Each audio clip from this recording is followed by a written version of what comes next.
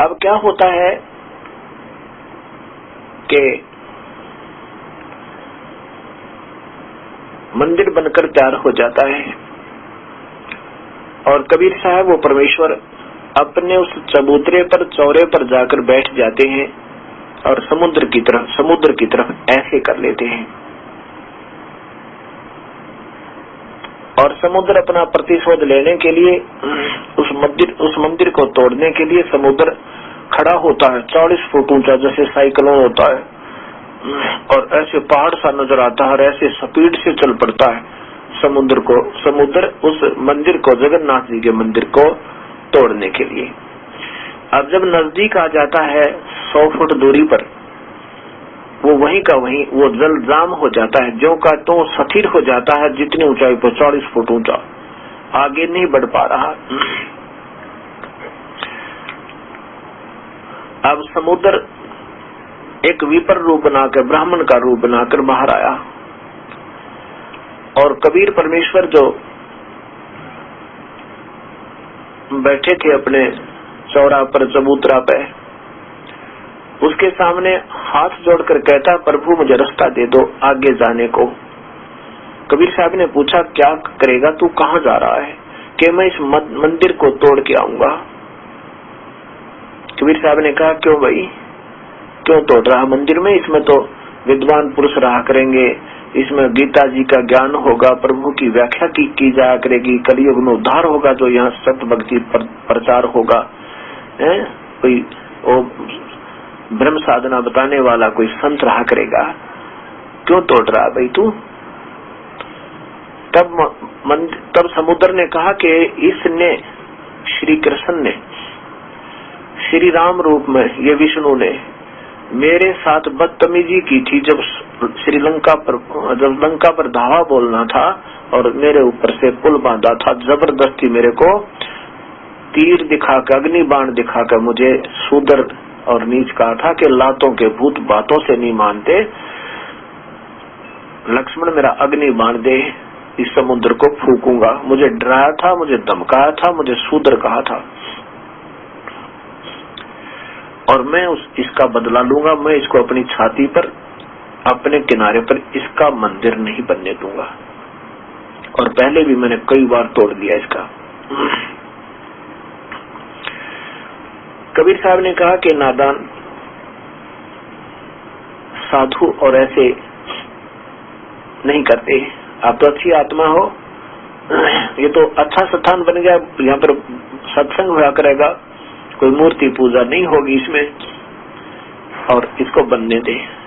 समुद्र कहने लगा, नहीं प्रभु आप हट जाओ। कबीर साहब ने कहा कि जा, फिर नहीं मानता है तो जाओ।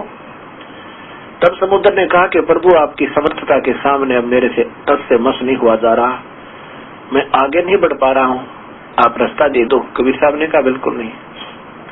तो फिर कहा कि जी मेरे को इसका बदला दिलाओ,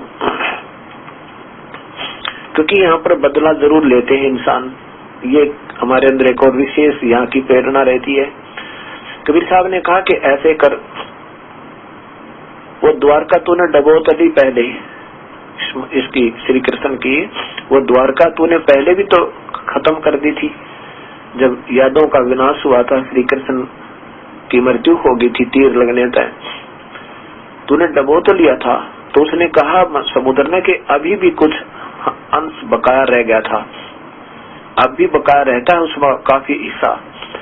तब कबीर साहब ने कहा कि अब उसने तू और डबो ले, पर इधर नहीं आ सकता पुत्र, चाहे तू डबो चाहे मत डबो, उसका बदला ले चाहे मत ले, अब तू इधर नहीं आ सकता। और कान खोल के सुन ले, यदि आज के बाद तू इधर आ गया ना इस मंदिर के आसपास, तो मेरे से बुरा नहीं होगा। हाथ जोड़ के कान पकड़ के समुद्र चलाएगा, प्रभु आपके सामने किसकी पार बसावे। और जो बचा कुछ हिस्सा और रहता था द्वारका का, उसको भी अपने जलमग्न कर लिया। उसके बाद ये जगन्नाथ जी के मंदिर की स्थापना और उसमें विधिवत पूजा प्रारंभ हुई थी। गीता जी का ज्ञान किया जाता था, सत भक्ति होती थी। अब धीरे धीरे समय ज्यादा हो गया, इस करके इसको अब फिर वहीं पर झाड़े जुड़े लगाने पे, जल के छींटे लगाने पे, केवल दर्शन मात्र कहते हैं मुक्ति हो जाएगी। ये सब समय आने पर ये अनजान साधक संत उस प्रक्रिया को खराब कर देते हैं। फिर समय अनुसार ये प्रक्रिया फिर प्रारंभ करवाता प्रभु अपनी कृपा है, और शास्त्र विरुद्ध शास्त्र अनुकूल साधना फिर प्रारंभ होती है। शास्त्र विरुद्ध साधना का फिर एक समय ऐसा आता है कि उसका अंत होता है। अब ये शास्त्र विरुद्ध साधना का अंत होने का समय आ गया है। ये कितने दिन लगेंगे ये प्रभु की रजा है। ये कब हार मानेंगे ये नकली संत, शास्त्रों के विरुद्ध साधना बताने वाले, ये कब अपनी भूल स्वीकार करेंगे, प्रभु के दोषी ना रहेंगे। मैं तो ये कामना करता हूँ प्रभु सोधी दे, इनको सद्बुद्धि दो मेरे दाता। ये झांके अपने आप में वो कितने दोषी हो रहे हैं, हम गलत मार्गदर्शन करके। ये सोचें, कभी बैठकर देखें इन शास्त्रों को और एक हो जावे, यहाँ से पीछा छुटवावे और प्रभु के गुण गावे मिलकर। अर्धरात्रि बीत गई थी, स्वप्न में दिखे घनश्याम, इंद्र दमन एक मंदिर बनवा दे, जगन्नाथ हो जिसका नाम। इंद्र दमन एक मंदिर बनवा दे, जगन्नाथ हो जिसका नाम। सुन राजा एक भवन बनवा दे, संग समुद्र गहरा हो, गीता जी का ज्ञान चले वहाँ, विद्वान कथा कोई कह रहा हो। सुन राजा एक भवन बनवा दे, संग समुद्र गहरा हो, गीता जी का ज्ञान चले वहाँ, विद्वान कथा कोई कह रहा हो। ना मूर्ति न पाखंड पूजा, वो सहज स्वभाव से रह रहा हो, योग युक्त की विधि बतावे, जिससे मन इंद्री पर पैरा हो। ना मूर्ति न पाखंड पूजा, वो सहज स्वभाव से रह रहा हो, योग युक्त की विधि बतावे, जिससे मन इंद्री पर पैरा हो। ना मूर्ति न पाखंड पूजा, सहज स्वभाव से रह रहा हो, योग युक्त की विधि बतावे, जिससे मन इंद्री पे पैरा हो। कलयुग में जो नाम जपेगा, उसके सरेंगे सारे काम। इंद्र दमन एक मंदिर बनवा दे, जगन्नाथ हो जिसका नाम। इंद्र दमन एक मंदिर बनवा दे, जगन्नाथ हो जिसका नाम। अर्धरात्रि बीत गई थी, स्वप्न में दिखे घनश्याम, इंद्र दमन एक मंदिर बनवा दे, जगन्नाथ हो जिसका नाम। इंद्र दमन एक मंदिर बनवा दे, जगन्नाथ हो जिसका नाम। 5 बार मंदिर बनवाया श्री कृष्ण जी के कहने से, मंदिर टूटा अब शेष बचाना, तेज समुद्र बहने से। 5 बार मंदिर बनवाया श्री कृष्ण जी के कहने से, मंदिर टूटा अब शेष बचाना, वो तेज समुद्र बहने से। कहे कबीर अब मंदिर बनवा दे, यो टूटे न मेरे रहने से। 6 बार मंदिर बनवाया राजा न रानी के गहने से। कह कबीर अब मंदिर बनवा दे, यो टूटे न मेरे रहने से। 6 बार मंदिर बनवाया राजा न रानी के गहने से। कह श्री कृष्ण बोले, यो कबीर पुरुष पूर्ण ब्रह्म यही है, इसके चरणों में कर जा प्रणाम। इंद्र दमन एक मंदिर बनवा दे, जगन्नाथ हो जिसका नाम। इंद्र दमन एक मंदिर बनवा दे, जगन्नाथ हो जिसका नाम। कह कृष्ण पूर्ण ब्रह्म कबीर यही है, उसके चरणों में कर जा प्रणाम। इंद्र दमन एक मंदिर बनवा दे, जगन्नाथ हो जिसका नाम। इंद्र दमन एक मंदिर बनवा दे, जगन्नाथ हो जिसका नाम। अर्धरात्रि बीत गई थी, स्वप्न में दिखे घनश्याम, इंद्र दमन एक मंदिर बनवा दे, जगन्नाथ हो जिसका नाम। इंद्र दमन एक मंदिर बनवा दे, जगन्नाथ हो जिसका नाम। कह कबीर एक चौरा बनवाओ, जहाँ राम नाम लो लाऊंगा, जिस पर बैठ समुद्र को रोकूं और मंदिर को बचाऊंगा। कह कबीर एक चौरा बनवाओ, जहाँ राम नाम गुण गाऊंगा, जिस पर बैठ समुद्र को रोकूं और मंदिर को बचाऊंगा। राम रूप में कह समुद्र उठो भगवन, मैं मंदिर तोड़ने जाऊंगा।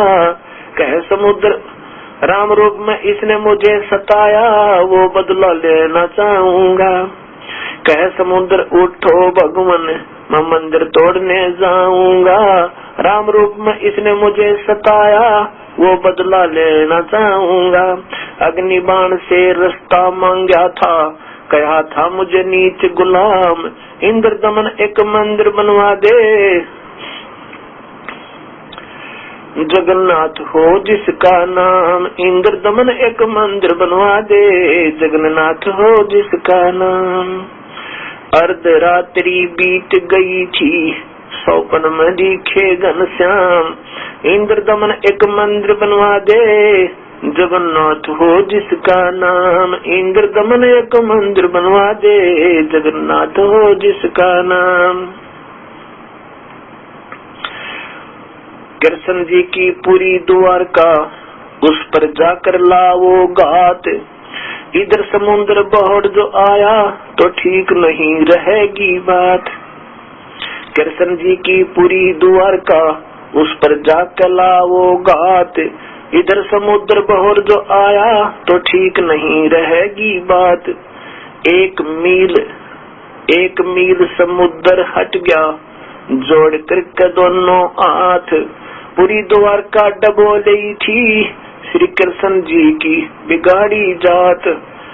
एक मील समुद्र सागर हट गया, जोड़ करके दोनों हाथ, पूरी द्वारका डबोली थी, श्री कृष्ण जी की बिगाड़ी जात। पर्वत की जो रोक्या समुद्र, जगन्नाथ का बन गया धाम, इंद्र दमन एक मंदिर बनवा दे, जगन्नाथ हो जिसका नाम। अर्धरात्रि बीत गई थी, स्वप्न में दिखे घनश्याम, इंद्र दमन एक मंदिर बनवा दे, जगन्नाथ हो जिसका नाम। इंद्र दमन एक मंदिर बनवा दे, जगन्नाथ हो जिसका नाम। वरद कारीगर बन कर आए, बंदी छोड़ कबीर करतार, हाथ पैर प्रतिमा के रह गए, धक्के दिए खोल कवार। वरद कारीगर बन कर आए, बंदी छोड़ कबीर करतार, हाथ पैर प्रतिमा के रह गए, धक्के तो दिए खोल कवार। अछूत रूप में साहेब आए, खड़े हुए थे बीच द्वार, पांडे जी ने धक्का मारा, कह करके न नीच गंवार। अछूत रूप में साहेब आए, खड़े हुए थे बीच द्वार, पांडे जी ने धक्का मारा, कह करके न नीच गंवार। कोड लगा फिर वो पांडा रोवे, काया का गल गया सब चाम, इंद्र दमन एक मंदिर बनवा दे, जगन्नाथ हो जिसका नाम। इंद्र दमन एक मंदिर बनवा दे, जगन्नाथ हो जिसका नाम। अर्धरात्रि बीत गई थी, स्वप्न में दिखे घनश्याम, इंद्र दमन एक मंदिर बनवा दे, जगन्नाथ हो जिसका नाम। इंद्र दमन एक मंदिर बनवा दे, जगन्नाथ हो जिसका नाम। शरण दो पांडे ने पिए, ज्यों की तो फिर होगी खाल, कह कबीर सुनो सब पांडा, यहाँ छुआ छात की न चाल चाल। शरण दो पांडे न पिए, ज्यों की तो फिर हो गई खाल। कह कबीर सुनो सब पांडा, यहाँ छुआ छात की न चाले चाल। जय कोई छुआ छात करेगा, उसका भी यही होगा हाल। एक पत्तल में दोनों जी में, पांडा गुलाम रामपाल। कह जय कोई छुआ छात करेगा, उसका भी यही होगा हाल। एक पत्तल में दोनों जी में, पांडा गुलाम रामपाल। इसमें कौन सा भगवान बदल गया, वो है कृष्ण ओए राम। इंद्रदमन एक मंदिर बनवा दे, जगन्नाथ हो जिसका नाम। इंद्रदमन एक मंदिर बनवा दे, जगन्नाथ हो जिसका नाम। अर्ध रात्रि बीत गई थी, सपने में दिखे घनश्याम। इंद्रदमन एक मंदिर बनवा दे, जगन्नाथ हो जिसका नाम। इंद्रदमन एक मंदिर बनवा दे, जगन्नाथ हो जिसका नाम। अब जिस पांडे ने उस कबीर परमेश्वर के धक्का मारा था, जब वो साहेब एक अछूत रूप में जगन्नाथ जी के मुख्य द्वार पर खड़े थे, कुछ दिनों के बाद उस पांडे का कोड लग गया, और इतना भयंकर कोड लग गया, सारा चाम चू चू का गिरने लग गया, सब में मवाद फूट गया और बहुत बुरा हाल हो गया। माखी बन के सारा चाम गल गया, शरीर की खाल गल गई। अब उस पांडे जी ने बहुत कोशिश की, अपने देसी दवाइयां भी खाई, प्रभु की आराधनाएं भी की, पूजाएं भी की, जो दोनों को बताता था कि ऐसे कर लो तुम्हें सुख होगा, वो स्वयं कर चुका पर कभी आराम नहीं हुआ। एक दिन स्वप्न में भगवान श्री कृष्ण ने उस पांडे को दर्शन दिए कि उस जिसको तो शूद्र समझ रहा था, नादान, वो परमेश्वर है, और पैर पकड़ दे, जाकर उसके अक्षमा याचना कर ले, जैसे वो कहे ऐसे करना भाई, नहीं तो ये तेरा जीवन व्यर्थ हो गया, मेरे बस की बात नहीं। क्योंकि परमात्मा प्रधानमंत्री के ऑर्डर ने एक विभाग, एक प्रांत का मंत्री कैसे बदल सके, वही चेंज कर सकता है अपने आदेश को, वही बदल सकता है। अब सुबह उठा वो पांडा, लेकर 10-5 पांडवों को, और ढूंढ तलाश करी उस प्रभु की, वही बैठे मिल गए, चरणों में गिर गया, हाथ जोड़े, और कबीर साहब आगे आगे चल रहे हैं कि मुझे मत छेड़ना, मैं अछूत हूँ, दूर रहना पांडे जी, मैं अछूत हूँ। तब रोने लग गया खड़ा होकर वो पांडे, जैसे बालक रोया करे बुरी तरह, ये दाता मेरे तो गलती होगी, माफ करो प्रभु, मुझे माफ कर दो। क्योंकि जिसका ये हो जाना बीमारी, जब पता चला कितना मंत्र, कितना संत है, इतने समय पर टूक में पिछली भक्ति कमाई ठीक चल रही है, तब तक तो ये अपने आप में खूब प्रभु पाके रहेंगे, और जब दुर्गति का समय आओगा अदर्ग मारेगा। एक मंत्र को देखा, अदर्ग मार गया, डांडी पाक रहा था, भक्ति गलत करें फिर अंत में बुरा हाल हो इनका। तो इसलिए हमने अभी सोचना होगा कि कहीं वो सती फिर हमारी बिना बिगड़ जाए। अब जब उस पांडे जी की ये हालत होगी, अब उसको रो दूर तो खड़ा होकर, उस जिसको अछूत कहता था, जिसको धक्का दिया था, अब उसके चरणों में गिरना चाहता है, और वो दूर हो रहे हैं। जब बुरी तरह रोने लग गया, बैठ गया, कभी नजदीक नहीं आने देंगे।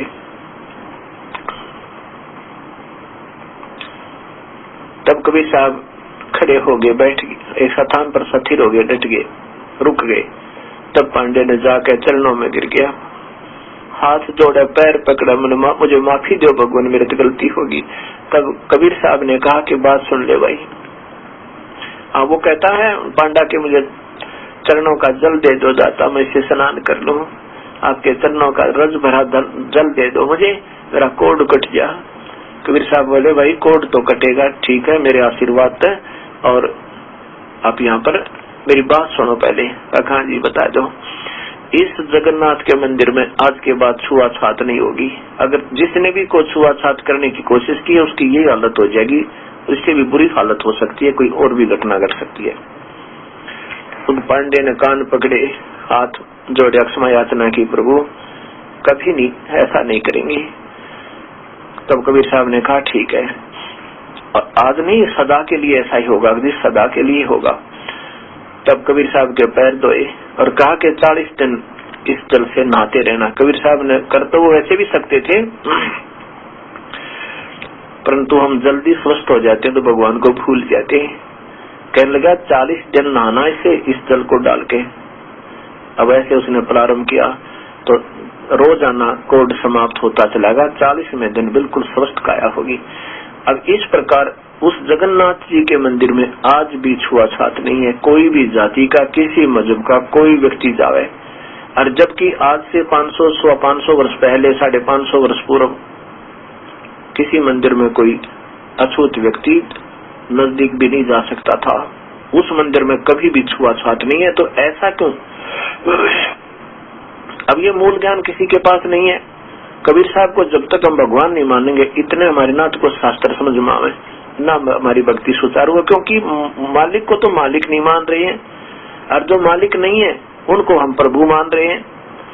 वो जितने मालिक है उतना लाभ तो वो दे सकते हैं, लेकिन इस काल से छुड़वाने वाला प्रभु वो स्वयं ही है, इसलिए वो कबीर परमेश्वर है। तो ये दास एक बार ये देखने के लिए गया, कुछ हमारे साथ सेवक थे, तो हमने वहां जाकर देखा, वहां कबीर चौरा नाम का एक आश्रम बना हुआ है, और जहाँ पर कबीर साहब ने बैठकर समुद्र को रोका था, वहां पर एक चबूतरा यानी पत्थर नीचे रखा है, उसके ऊपर एक यादगार बना रखा है, गुम्बद सा बना रखा है कि ये ऐतिहासिक स्थल कोई बर्बाद ना कर दे, ये प्रमाण बना रहे, इसलिए उसके ऊपर एक गुम्बद सा बना देते हैं। वहाँ घंटी गुंटी नहीं बांध रखी, उसकी पूजा नहीं होती, वो तो सिर्फ केवल ये बनाए यादगार बनी रहे सदा के लिए, प्रमाण रहे कि वास्तव में ये ऐतिहासिक जो है ना कहानी यहाँ पर वास्तव में सत्य थी। और उसकी देखभाल के लिए एक व्यक्ति रखा जाता है, उसको महंत कहते हैं, वो रखवाले होते हैं उस ऐतिहासिक स्थलों के। अब वो नादान स्वयं महंत बन गया, पूजा करवाने लगे, अपने दंडवत कराने लगे, और फिर नाम देने लगे। ये बात नहीं बिगड़ा, क्योंकि प्रभुता के भूखे हम प्रभु के नहीं है। महंत तो केवल एक रखवाले होते हैं उन ऐतिहासिक स्थलों का मेंटेनेंस कराने के लिए, उनको बनाए रखने के लिए, और उनका बस इतना ही काम होता है। तो वहां हम उस महंत जी से मिले, उन्होंने बताया कि हमारी कई पीढ़ी से इसमें रहते हुए आ रहे हैं, वहां 10-15 कमरे भी बने हुए आने वाले अतिथियों को रुकने के लिए, और वहां उन्होंने एक दान पात्र रखा है, उसमें 10-5 रुपए डाल देते हैं।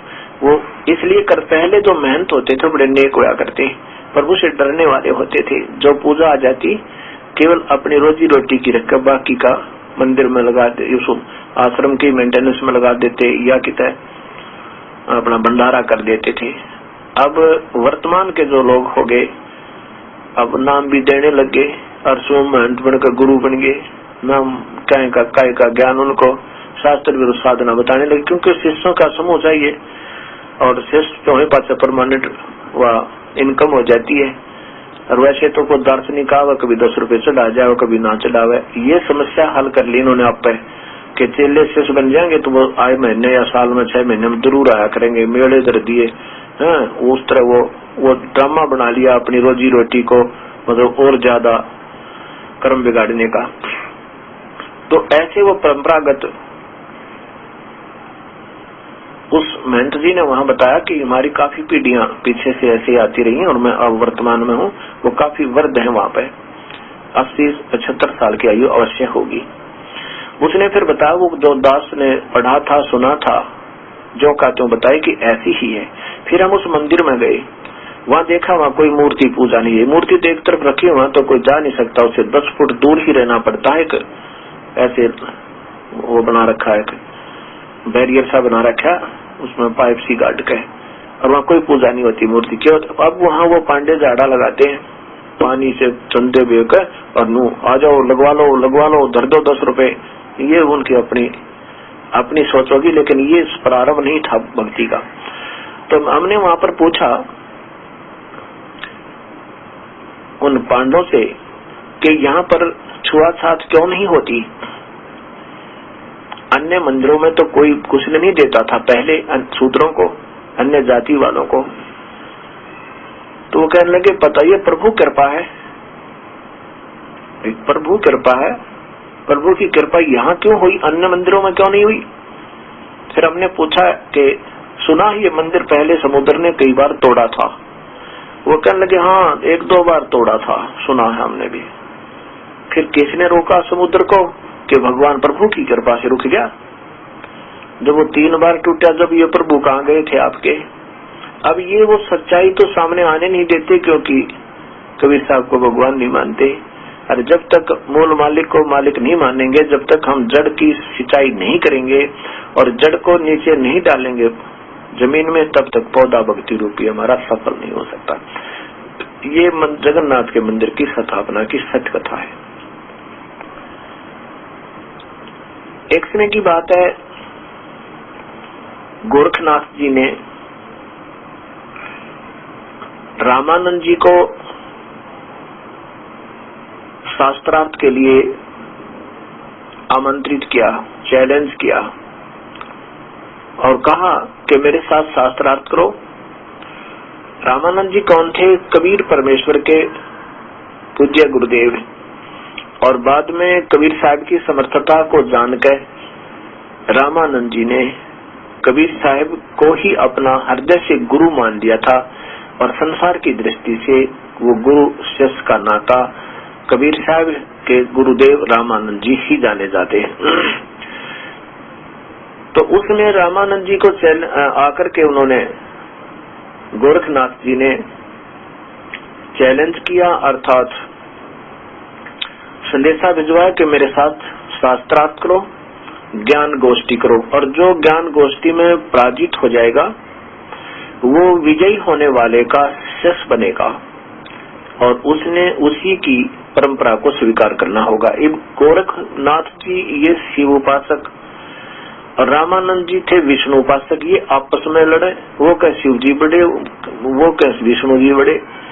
अब एक विभाग के मंत्री, 3 मंत्री हैं, वो एमएलए होते हैं, एमएलए से फिर उनको सीएम मुख्यमंत्री उनको मंत्री बना देता है।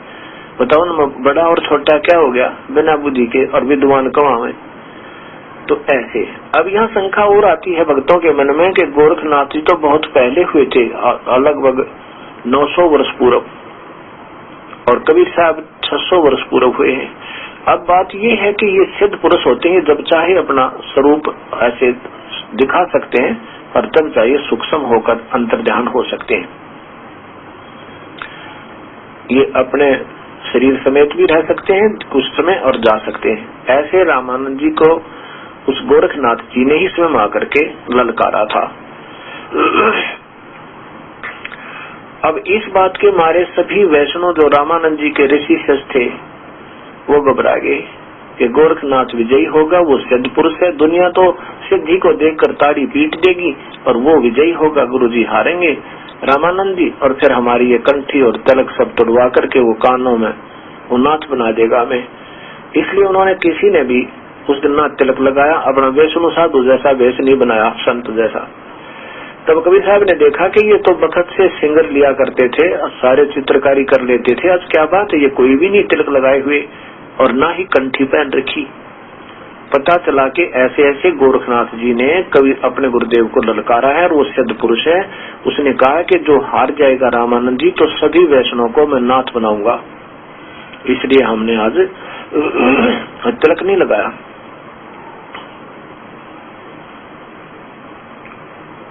कबीर साहब जी कहने लगे लगाओ, अपने पूरे श्रृंगार करो, चलो तुम्हारे पास भक्ति तो है नहीं, पर तुम ड्रामा तो करते ही हो, पर करो आज भी, क्यों घबराते हो, जो होगा सो देखा जाएगा। कबीर साहब गए रामानंद जी के पास और कहा पूज्य गुरुदेव, सुना है गोरखनाथ जी ने ऐसे ऐसे हमें शास्त्रार्थ के लिए बुलाया है।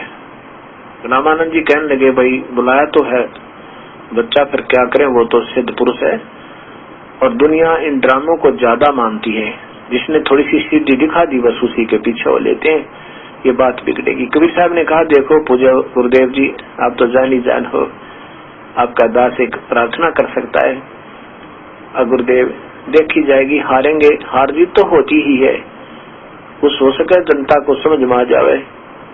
तो इस बात को सुनकर रामानंद जी समझ गया कि जब कबीर साहब ने कह दिया तो कोई खतरा नहीं, ये तो परम शक्ति युक्त है। कहने लगा ठीक है अभी चलते हैं। चले गए।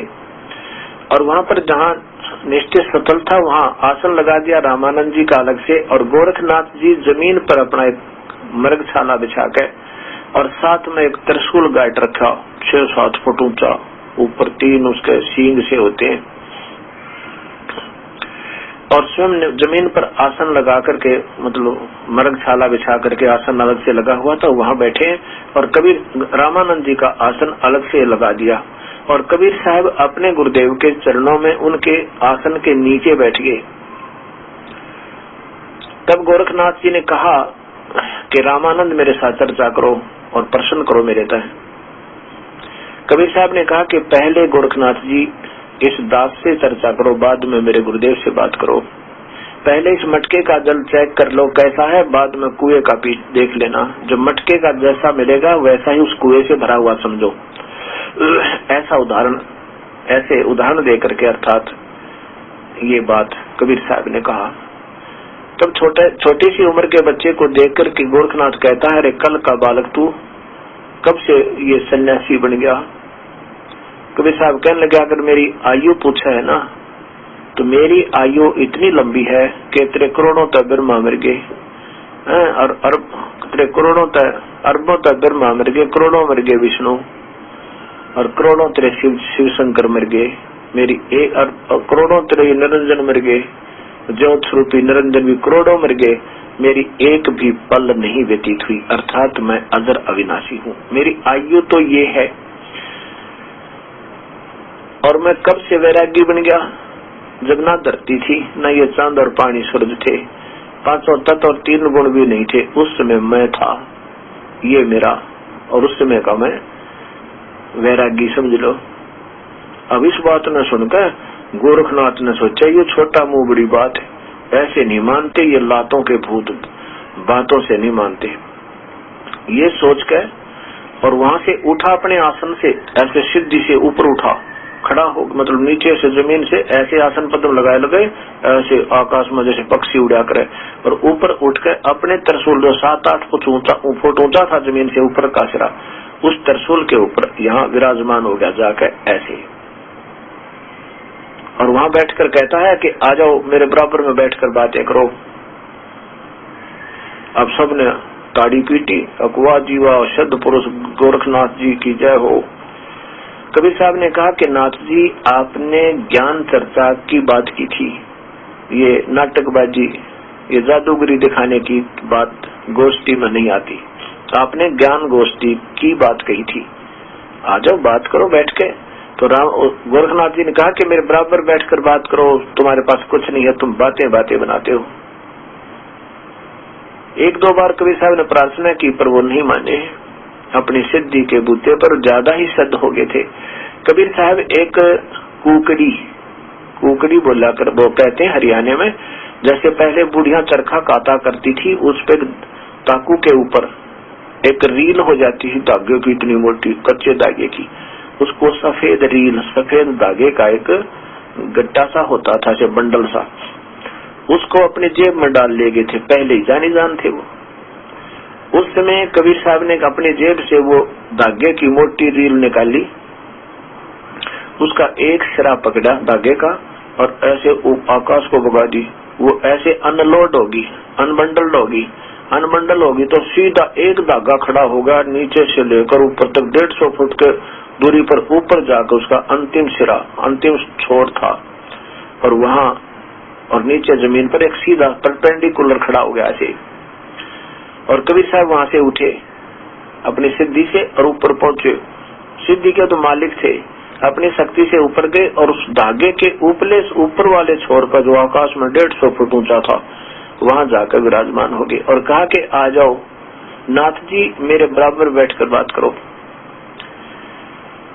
बराबर में ही गोष्ठी होती है। तो अब ये बात नहीं थी कि गोरखनाथ जी और नहीं उड़ सकते थे, और भी उड़ सकते थे, क्योंकि एक सिद्धि आकाश से उड़ जाई, एक सिद्धि जल पैर ना लाई। एक सिद्धि ऐसी होती है जो पानी जल का पैर का पानी ना लगे, और एक सिद्धि ऐसी होती है जो पानी के ऊपर ऐसे चले, जल के ऊपर जैसे थल पर चलते हैं। लेकिन इन सिद्धियों से भगवान प्राप्ति नहीं। इन सिद्धियों के होने से प्रभु प्राप्ति का लक्षण नहीं माना जाता। जब तक सत भक्ति नहीं होगी, विधिवत साधना नहीं होगी, शास्त्र अनुकूल साधना नहीं होगी।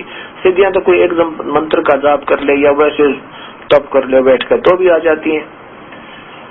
जैसे महर्षि वाल्मीकि ने हजारों वर्ष तप किया था, जब तक तो उन्हें वेदों का ज्ञान भी नहीं था, और अपना जब करते तप करने से उन्हें सिद्धि आएगी, जो दृष्टि खुल जाती है। पिछले संस्कार भी साथ होते हैं, पिछले जन्मों की कमाई भी साथ होती है, जो विधिवत साधना होती है वो भी काम करती है। अब कहते हैं ना, वाल्मीकि जी ने उल्टा नाम जपा। यहाँ वास्तव में तात्पर्य ये होता है कि उस बुरे कर्म तो उल्टा हो गया, बुराई छोड़ दी और महर्षि यानी साधना करने लग गया। उल्टा उस बुरे कर्म से उलट गया और फिर नाम के जपा, उल्टा नाम जपा। जब जाना क्या नाम जपा? ओम नाम का जाप। बताते हैं कि ओम नाम का जाप क्या, चल यही मानकर चलते हैं। तो ओम नाम के जाप से भी केवल सिद्धियां आ जाती हैं और सिद्धि से प्रभु प्राप्ति नहीं होती। तो उसमें क्या होता है कि अब गोरखनाथ सिद्ध पुरुष हो रहे थे अपने पिछले संस्कार से, तो सिद्धि से प्रभु प्राप्ति नहीं होती। और हम जो तो थोड़ा सा कोई जादूगरी दिखाते हैं, हम उसको प्रभु मान बैठते हैं। अब गोरखनाथ जी ने कोशिश की ऊपर उड़ने की, चलने की कोशिश की, लेकिन जमीन पर आकर बैठ गया। उस तरफ सूल से नीचे उतर गया। ऊपर तो जाना दूर रहा, नीचे टिक गया आकर।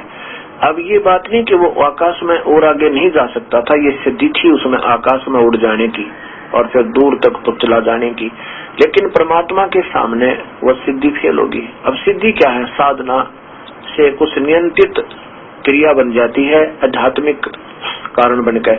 अब जैसे ये घड़ी बनी हुई है, इस घड़ी में सुई चल रही है और ये स्टील की है, और इसको सामने अगर चुंबक लाकर रख देना थोड़ी सी इतनी दूरी पर भी, तो ये वहीं जाम हो जाती, आगे नहीं चलेगी। ऐसे परमात्मा के सामने ये सिद्धियां निष्क्रिय हो जाती हैं। जब गोरखनाथ जी ने देख लिया कि तेरे बस से बाहर नहीं है, तो कोई तगड़ी शक्ति है, कोई आम व्यक्ति नहीं है, तो समझदार व्यक्ति इतने इशारे में ही पकड़ जाता है और कहा कि परवरदिगार नीचे आ जाओ, नीचे आ जाओ, मैं समझ गया आपको। कबीर साहब नीचे आए, एक दो बातें प्रश्न किया, बिल्कुल ठीक समझ गया। कबीर साहब ने कहा कि तेरा ज्योत स्वरूपी अलख निरंजन जपता नाम हमारा, जिसको तुम सर्वस्व मानते हो, ब्रह्म मानते हो, ज्योत स्वरूपी निरंजन कहते हो, ये भी मेरा जाप जपता है। गीता जी के 18वें अध्याय के 65वें श्लोक 64वें श्लोक में देखो, उसमें कहा कि वो पूर्ण परमात्मा मेरा भी इष्ट देव है, मैं भी उसी की पूजा करता हूँ। ये 64वां गीता जी अध्याय नंबर 18 का श्लोक नंबर, अध्याय नंबर 18 और श्लोक नंबर 64 में देखिएगा। ये साथ में ही है, ये 65 इधर 64 है। ये क्या कहा कि सर्व गुहतमम भूय शरणु शरणु में परमम वच। अब और पहले तो बता दिया ऊपर, ये गुप्त से गुप्त मैंने तेरे को बता दिया कि उस परमात्मा के चरणों में चला जा, वहां जाकर तू परम शांति को प्राप्त होगा। अब फिर इसमें कहता है कि मैं गुप्त से और गुप्त एक बात बताऊं तेरे तय अर्जुन, ये तेरे हित में कहता हूँ कि वो इति माने यह है, इति का अर्थ इन्होंने यही कहा है, इति माने यह है, इति माने यह है पूर्ण परमात्मा ही में माने मेरा, दृढ़ मन सुनिश्चित, इष्ट माने इष्ट देव, पूज्य देव असी माने है। मैं तेरे हित में बता रहा हूँ कि ये पूर्ण परमात्मा, वो पूर्ण परमात्मा, वो तत्परम परम अक्षर पुरुष उत्तम पुरुष तो अन्य, वो मेरा भी पूज्य देव है, मैं भी उसकी पूजा करता हूँ। तो यहाँ कबीर साहब कहते हैं तेरा ज्योत स्वरूपी अलख निरंजन ये जपता नाम हमारा, वो भी मेरा ही, मेरा धरता ध्यान, हमारा ध्यान करता है, वो हमारा ध्यान करता है। अब जैसे प्रश्न था ना कि वाल्मीकि जी ने मरा मरा मरा राम राम करने लगा। अब चाहे कोई मंत्र कर लो, किसी भी नाम का, चाहे राधे श्याम सीताराम कर लो, पर इससे वो तप से सिद्धि आती है, नाम से नहीं आती। उसकी तप की साधना से सिद्धि आ जाती है, वो बैठ कर मेडिटेशन करने से कुछ एक फल मिलता है उसका, कुछ सिद्धियां आ जाती है, लेकिन मुक्ति नहीं हो सकती। नाम होते हैं, कोई भी नाम का मंत्र है उसकी आराधना कर लो, लेकिन उसे अन्य वो तो और उपलब्धि हो जाएगी। जैसे आम की जगह पर किक्कर का बीज बीज लिया, वो भी उगेगा और उसका फिर फल वो नहीं होगा जो आम वाला होगा। ऐसे तो इस बात को गोरखनाथ कहने लगा, जी एक बात बताओ, मैं आपकी एक परीक्षा और लेना चाहता हूँ, फिर मैं आपको स्वीकार कर लूंगा अपने गुरुदेव रूप में। तो कबीर साहब ने कहा वो भी कसर निकाल ले भाई, अपनी सारी शंका मिटा ले कि ये साथ में 2 किले पर गंगा थी जहाँ ये गोष्ठी हो रही थी कि गंगा पर चलो एक बार। कबीर साहब वहाँ गंगा पर चले गए, दर्शक भी पहुंच गए। गोरखनाथ जी ने गंगा में गोता लगाया और वहाँ पर मछली का रूप बना लिया और पहले कहा कि मुझे ढूंढ देना, मैं इसमें गोता लगाऊंगा तो मैं तुझे अपना गुरुदेव मान लूंगा। अब अंदर जाकर के गोरखनाथ जी ने एक मछली का रूप बना लिया, गोता लगा के, डुबकी लगा करके गंगा में। कबीर साहब ने पकड़ के वो मछली और बाहर लाके गोरखनाथ बना के बैठा दिया पटड़ी पे। तब गोरखनाथ जी ने चरणों में शीश टेक दिया और नाम लिया, उपदेश लिया अपने प्रभु से। तब कबीर साहब ने कहा था कि गोरखनाथ सिद्धि में भूला फूला टूणा टामन टूणा, गोरखनाथ सिद्धि में भूला और टूणे टामन हांडा फूला। ये सिद्धियों को तो टूणे टामन बताए संतों ने, ये भक्ति के लक्षण नहीं है।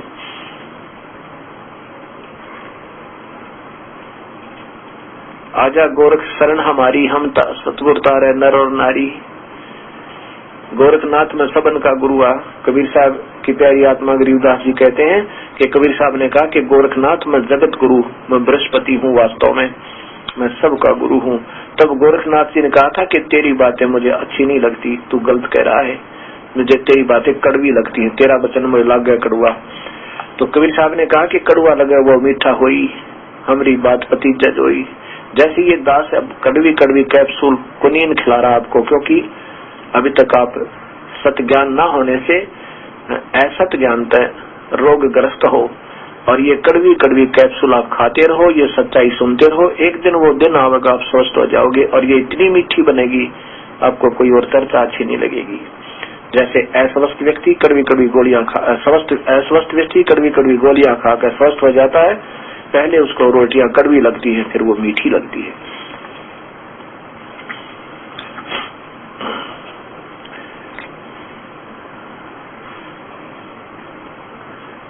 कबीर साहब ने बताया, नाथ जी ने पूछा था कब के भय बैरागी, कबीर जी कब से भय बैरागी, तुम कब से ये वैष्णव बन गया, कब से भक्त बना तू। नाथ जी जब से भय बैरागी मेरी आद अंत सुध लगी, धुंधकार आद का मेला, नहीं गुरु ना कोई था चेला, जब मैं अकेला था। तब जब का तो हम योग उपाचा, तब का फिरूं अकेला, धरती ने जब की टोपी दीना, ब्रह्मा ने जब का टीका, और तेरे शिव शंकर से योगी ना थे, जब का झोड़ी सिक्खा। द्वापर की हम करी फावड़ी, त्रेता का हम दंडा, सतयुग मेरी फरे दुहाई, कलयुग फरू नौखंडा। और गुरु के वचन कर साध की संगत, ऐसे अजर अमर घर पावे, कहे कभी सुनो हो गोरख, हम सबको तत्व लखावे, हम सबको ही सत्य ज्ञान देते हैं।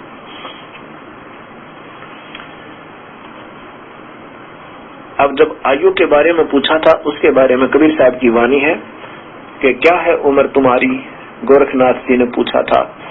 तो बताया था कि जो कोई पूछे बावरा क्या है उम्र हमारी, संख असंख्य युग पर ले गए हम तब के ब्रह्मचारी।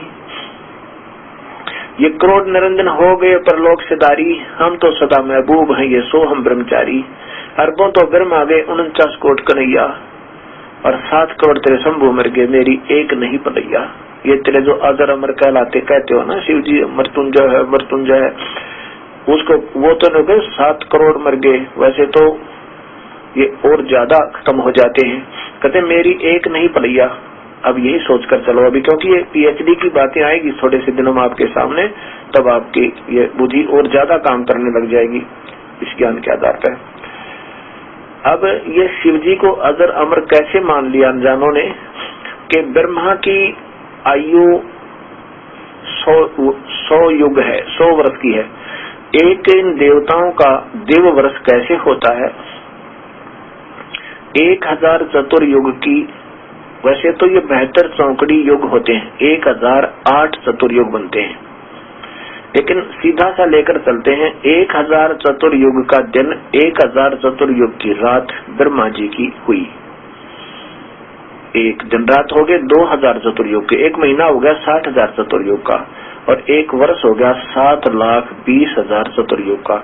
और इसको 100 से गुणा कर दे, इसको 100 से गुणा कर दिया, 7,20,00,000 चतुर्युग की ब्रह्मा की कुल आयु होगी। और ऐसे ऐसे 7 ब्रह्मा मर जाओगे जब एक विष्णु की मृत्यु होगी, और 7 विष्णु मर जाएंगे तब एक शिव का, इस रुद्र की मृत्यु होगी। लेकिन मरेगा फिर भी, एती उम्र बुलंद मरेगा अंतरे, ये सतगुण लगे ना कान न भेटे संतरे। इतनी भी लंबी आयु जिसके कारण तुमने शिव जी को मृत्युंजय मान रखा है, इसकी भी मृत्यु होगी। इतनी भी लंबी उम्र होगी तो भी मरोगे। क्यों मरोगे? क्योंकि तुमको पूर्ण संत नहीं मिला जो इस जन्म मरण के झंझट में काट दे।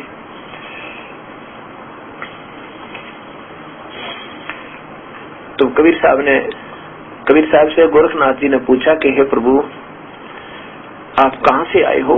ये तो पहली बार ज्ञान सुनाया आपने, क्योंकि सृष्टि रचनाओं का पूरा वर्णन सुना गोरखनाथ जी को। जब तक हम सृष्टि रचना नहीं सुनेंगे, जब तक हम इसको सत्य नहीं मान लेंगे, तब तक हमारी बुद्धि भक्ति मार्ग में सुचारू हो नहीं सकती, न शास्त्र समझ में आवे। तो ये जरूरी समझना होगा, इसलिए ये दास बार बार आपको सृष्टि रचना सुनाता हुआ आ रहा है, और उसको सुनते रहना, ध्यान से याद करो। क्या बताया? अवधूत, अवधू कहते हैं जो अवधूत बन जाते हैं, केवल एक तन पर लंगोट या उसके ऊपर एक छोटा सा पर्दे पर कपड़ा बांध लेते हैं, बाकी निवस्त्र रहते हैं, उनको अवधूत कहते हैं। तो यहाँ कहते हैं अवधू, गोरखनाथ जी से कबीर साहब कह रहे हैं, अवधू अवगत से चले आए। हम तो उस स्थान से आए जिसकी गति को कोई नहीं जान सकता, अविगत। ना मेरा गर्भ ना मेरा जन्म न गर्भ बसेरा, बालक हो दिखलाए।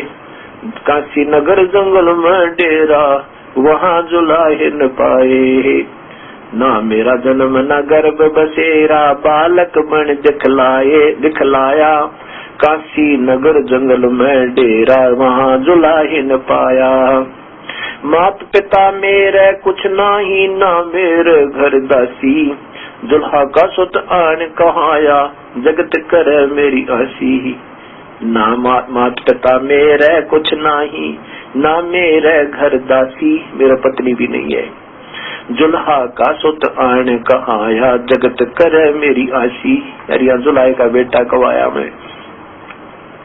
डर नहीं गगन कछु नहीं सूझे अगम घर नहीं, डर नहीं मेरे गगन कछु नहीं सूझे अगम अपारा। वो सत्य स्वरूपी नाम साहेब का, वो है नाम हमारा। जो वास्तविक नाम है ना परमात्मा का, कबीर साहब कबीर देव है, वो ही मेरा नाम, वास्तव में वही नाम है मेरा। अब मैं उसी नाम को लेकर के आया हूँ। डर नहीं मेरे गगन कछु नहीं सूझे अगम अपारा। ये सत्य स्वरूपी नाम साहेब का, वो ही नाम हमारा। अधर दीप गगन गुफा में तानिज वस्तु सारा। तेरा ज्योत स्वरूपी अलख निरंजन, ये भी जपता धरता ध्यान हमारा। अधर द्वीप सतलोक में, अधर द्वीप वहाँ गगन गुफा है, तानिज वस्तु सारा। वास्तव में मैं वहाँ रहता हूँ। और तेरा ज्योत स्वरूपी अलख निरंजन, ये जब धरता ध्यान हमारा। ये तेरा ज्योत निरंजन, ये काल भगवान गीता में कहता मैं सब न खाऊंगा है, और वो भी कहता मेरा भी पूज्य देव वो वही परमेश्वर है, उसकी शरण में जा तू अर्जुन। अब गीता जी के 18वें अध्याय का 64वां श्लोक आपने देखा। आड चाम लहू ना मेरे हूँ सतनाम उपासी। तारण तरण अभय पद दाता, नो कहे कबीर अविनाशी। हाड चाम लहू ना मेरे, मेरा सिर हाड चाम का नहीं है, तेज पुंज का है। जैसे गरीबदास जी कहते हैं, तेज पुंज तंदे धर के इस विध हमको भेंटी। हाड चाम लहू ना मेरे हूँ सतनाम उपासी।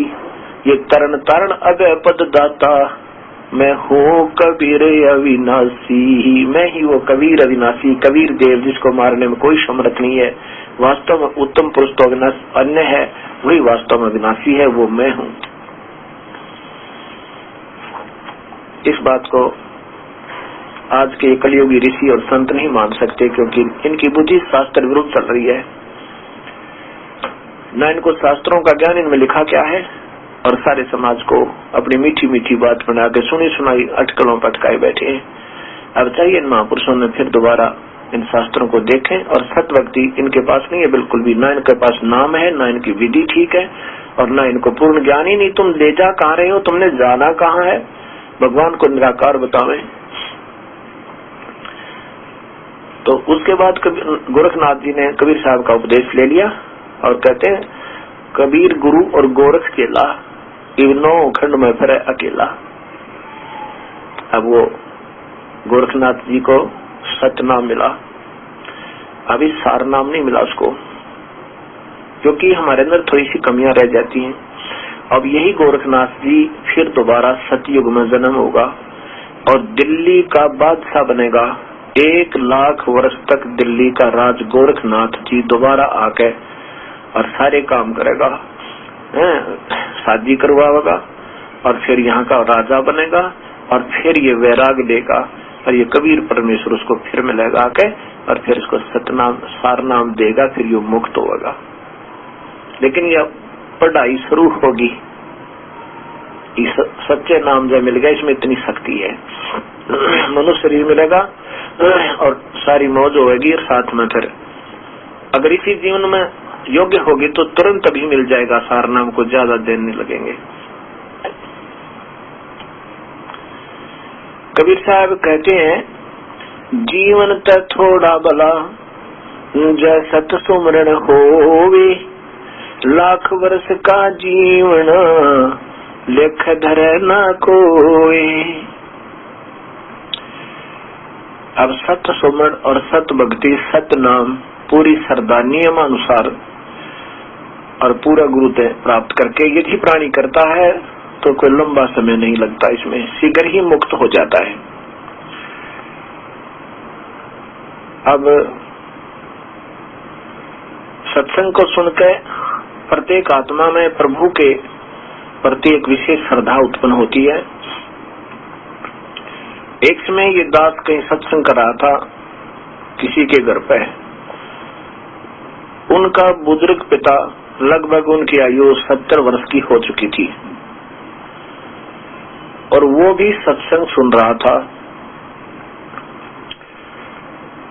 सत्संग सुनने के बाद उस प्यारी आत्मा ने, उनके पिताजी ने पूछा,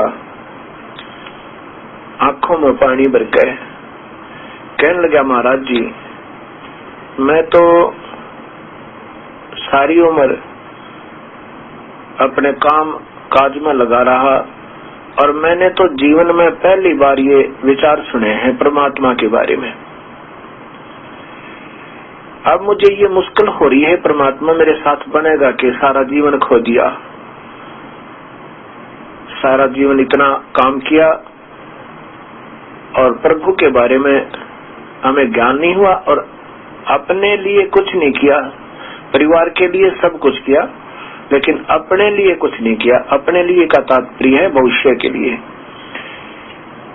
और कहने लगा, आंखों में पानी भरकर बुजुर्ग आदमी, कि अब क्या बने मेरे साथ, अब क्या होगा मेरे साथ। मैंने कहा, भक्तात्मा चिंता मत करो, आप अब उपदेश ले लो और अब भी बात बन जाएगी। वो कहता, जी अब कैसे बात बनेगी, आयु तो बहुत कम रह रही है, अब तो नहीं बने बात है। मैंने कहा, कुछ भी नहीं बिगड़ा, ये शरीर पुराना हुआ है और जीव जो का क्यों है, ये अभी पुराना नहीं होता हुआ है, इसका तो फिर जन्म होगा, फिर जन्म होगा, फिर जन्म होगा ना बेटा, कितने कहोगे। यदि आज भी आप इस सत भक्ति को स्वीकार कर लोगे तो समझो आपका जीवन सफल होगा, आपको मानव शरीर प्राप्त होगा, और धीरे धीरे ऐसे ये भक्ति बढ़ जाएगी। अब जैसे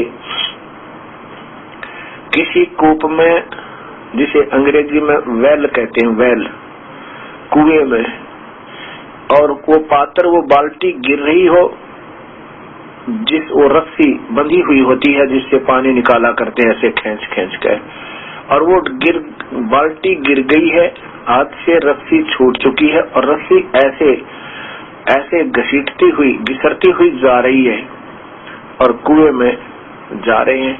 यदि भाग ले, कोशिश कर ले, हाथ पैर मारे और वो छोटी सी अगर 1 फुट की भी रस्सी बाकी रह रही हो गिरने से पहले वो मिल जावे तो कुछ भी नहीं गया, पानी भी आ गया और रस्सी भी और बाल्टी भी सारी आएगी।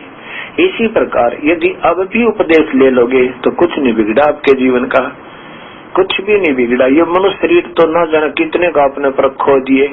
अब प्रारंभ कर लो, ये बीज भी आपके हृदय में भक्ति का प्रवेश हो जाएगा और फिर ऐसे धीरे धीरे पार हो जाओगे। ऐसी समझ मायूस गए, हुक्का बीड़ी शराब सब छोड़ दी। न बोले जी मांस तो कभी खाया नहीं और शराब भी विशेष नहीं पी, कभी ब्याह शादी में ले ली थी, पी ली थी, और हुक्का बहुत पिया मैंने। उसी दिन से हुक्का शराब दोनों त्याग दी, तम्बाकू प्रयोग जीवन भर नहीं किया उसके बाद, और नाम ले लिया। फिर वो 8 वर्ष के बाद उसका प्राण छूटे। इतने खूब भक्ति की, घर वाले कहा करते जी ये तो उस मंत्र को जपता ही रहता है, और बेड़ा पार हो गया उसका।